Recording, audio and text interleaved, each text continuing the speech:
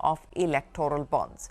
Now, the Supreme Court has reserved its judgment on a batch of petitions seeking 100% cross-verification of the vote count with the paper audit trail. The Election Commission informing the Supreme Court that VVPATs cannot be reprogrammed, but petitioners disputing that claim. Ashmit is standing by now with the details. Ashmit, take us to what transpired and when we can expect an order on this front.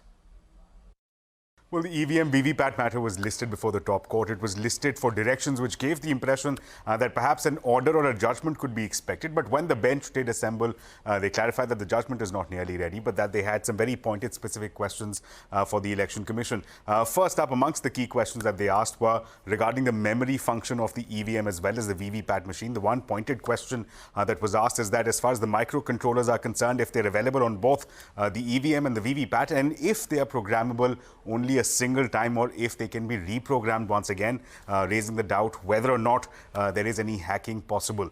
The second key question that was asked by the Apex Court was that whether or not the storage that is done post the election is done for a period which allows for complaints to be raised. Now, these questions were answered by the Apex Court. As far as storage of these EVMs and VVPATs are concerned, the Election Commission clarified that as per the Representation of People's Act, they are stored for a period of 45 days in case a complaint is made, so that the EVM is available for verification. That's one.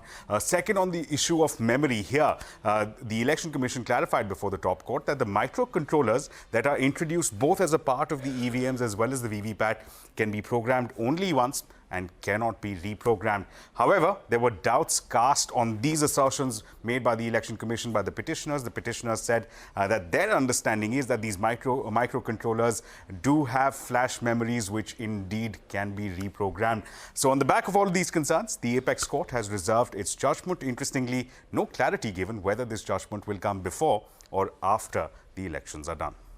Ashmit, many thanks. Up next on India Business Hour, malt paste